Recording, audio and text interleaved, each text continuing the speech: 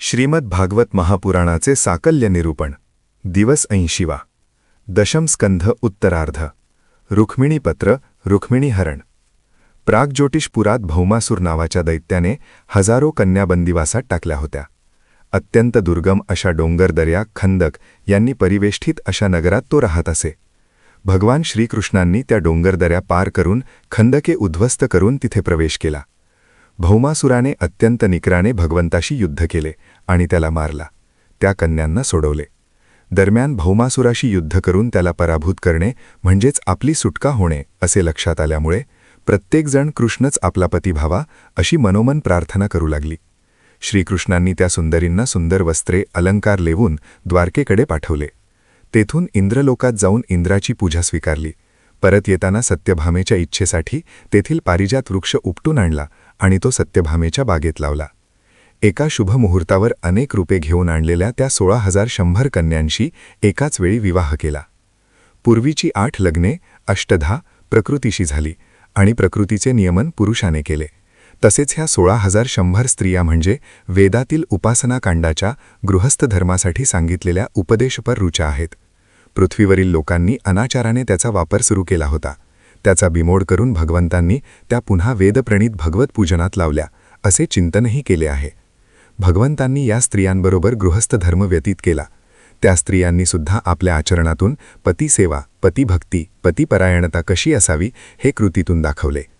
प्रद्युम्न चारुभानू गद सांब इत्यादी यदुवंशीय आजकुमार श्रीकृष्णाचे पुत्र नित्याप्रमाणे उपवनात खेळण्यास गेले होते.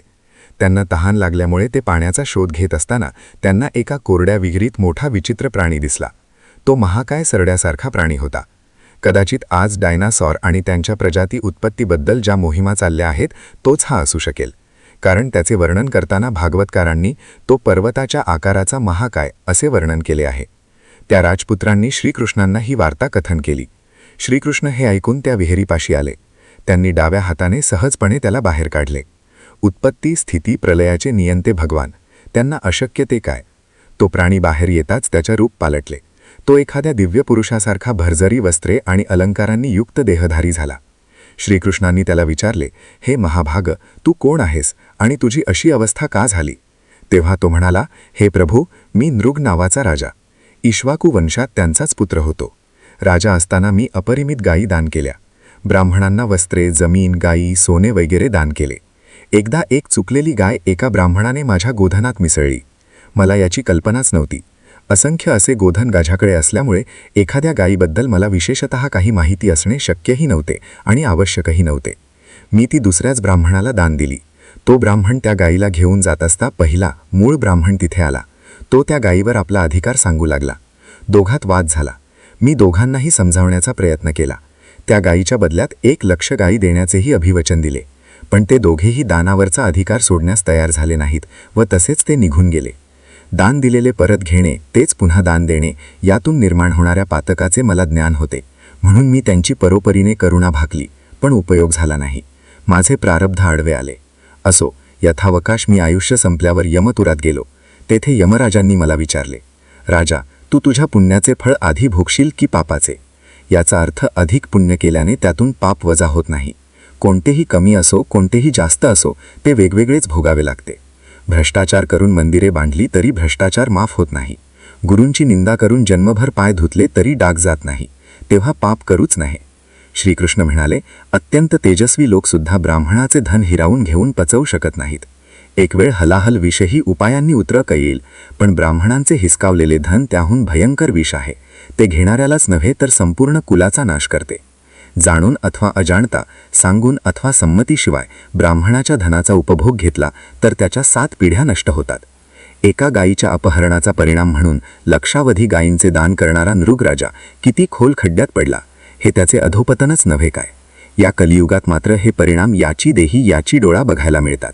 तेव्हा कृष्णाला नृगराजाने प्रदक्षिणा केली आणि श्रेष्ठ लोकांना गमन केले. तेव्हा आप्तांनो, ब्राह्मणांनी जरी अपराध केला तरी सुद्धा त्यांचा द्वेष करू नका. त्याच्या वाईट वागण्याचेही प्रत्युत्तर करू नका. असा उपदेश करून श्रीकृष्ण भगवान आपल्या महालात निघून गेले. नंद गोप व्रजवासींची प्रकर्षाने आठवण होऊ लागली. म्हणून बलरामांनी व्रजात जाण्याचा निर्णय घेतला आणि ते रथारूढ होऊन व्रजात आले. तिथे सर्व आप्त स्वकीय गोप गोपी यांच्याशी प्रेमाचा वार्तालाप केला. यमुनेच्या काठावर चंद्राच्या शीतल चांदण्यात गोपीबरोबर सुखसंवाद केले. वरुणाची कन्या वारुणी तेथे वाहत आली. तिच्या धुंद सुगंधाने सर्वजण धुंद झाले. अशा स्थितीत यमुना विहार करावा म्हणून बलरामांनी यमुनेला पाचारण केले. धुंद अवस्थेचा निषेध म्हणून यमुना आली नाही, तेव्हा बलरामांनी नांगराने तिला ओढले. यमुना कर्षण केले. यमुनेला आपल्या कृतीचा पश्चाताप झाला. यमुनेने रामांची क्षमा मागितली आणि आता त्यांच्या नांगराच्या फाळाने ओढलेल्या मार्गानेच ती वाहत आहे. नंतर श्रीकृष्णांनी करुष नरेश पौंड्रकाचा उद्धार केला. तो स्वतःच कृष्ण आहे असे समजून वागत असे व सर्व मान सन्मान मिळवित असे. त्यांच्या खोटेपणाचा अंत केला. असाच काशी व द्विविदाचा सुद्धा उद्धार केला.